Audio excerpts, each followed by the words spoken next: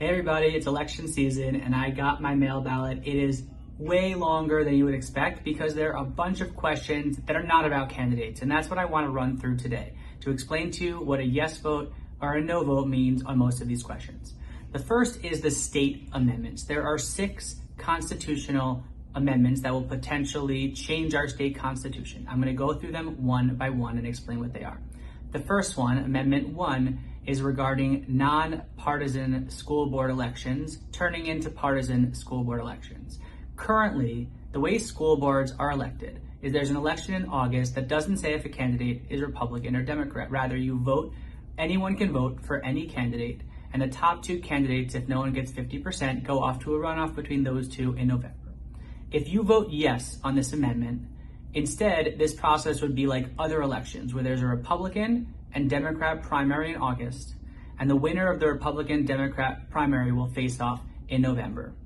The plus side of this is you would know more clearly who you're voting for without having to do additional research. The downside is that independents, a third of people are no party affiliation, would not be able to vote in the August election, and in many districts like in South Florida, you pretty much know who is going to win in November because there's such a majority of either Republicans or Democrats in that school board district.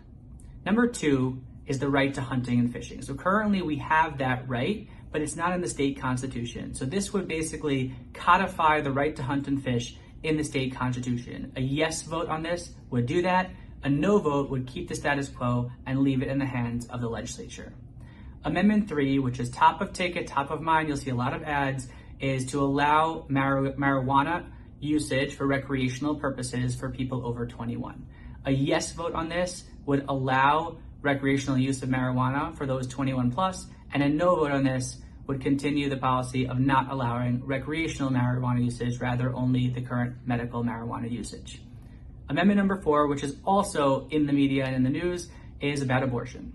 A yes vote on Amendment 4 would allow a constitutional right for women to have an abortion up to the point of viability, similar to what Roe versus Wade did. A no vote on this would keep the current 6-week abortion ban and leave this in the hands of the legislature for the future.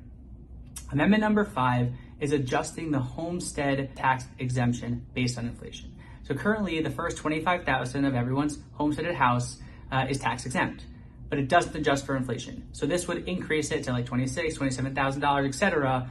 In the future as inflation grows. The plus side of this is that homeowners will get more tax relief. The negative side of this is that cities will get less revenue in taxes, and if they have to tax more, we'll have to tax other people, like commercial entities, etc.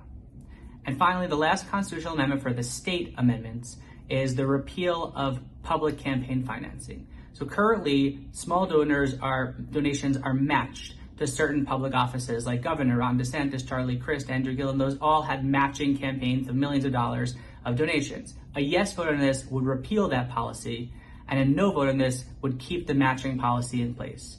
Now, supporters of this argue that it's good because small donors will have their voice heard more, and opponents say that it really is a waste of taxpayer money because it's not significant enough to really make a difference in the course of things. Those are your 6 state constitutional amendments. Please reach out with any other questions.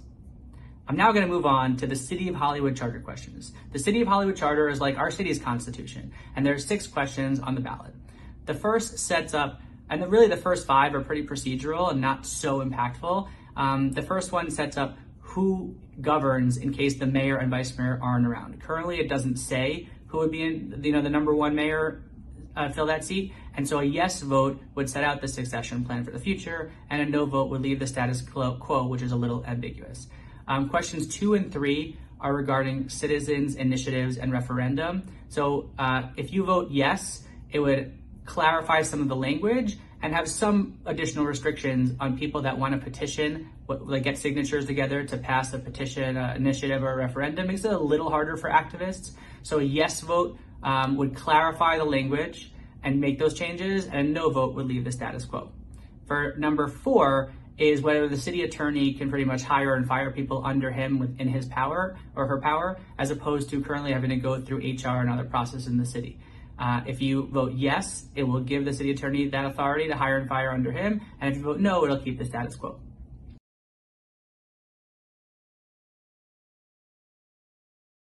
And finally, number 6 would require a 5/7 vote of the City Commission to lease land for more than 50 years. This is known as the 1301 Amendment, the development on the beach. So basically, it would make it much harder for the City Commission to lease public land for a long period of time and limit those kind of partnerships. A yes vote on this would make it harder for the city to do that and make it a supermajority vote, and a no vote on this would keep it the status quo where only 4 of 7 commissioners or a majority of commissioners could make that decision. Now we're going to go on to the Bal Harbour question, which is a little unique.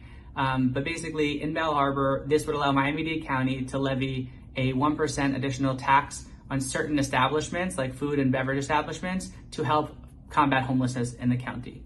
A yes vote would levy this tax, the 1% tax, and a no vote would reject that additional tax. In Palm Beach, there's a school board question, whether to levy a 0.5-cent sales tax for the next 10 years to fund public school technology, safety, security, and other things in the public schools. And a yes vote would levy this tax, this 0.5-cent sales tax, and a no vote would reject this additional tax. Just one thing to note about this, it would not currently be shared with private schools, which is something that's impactful to a lot of our audience. Thanks so much for joining. And if you have any other questions about the amendments or anything else on your ballot, please let us know.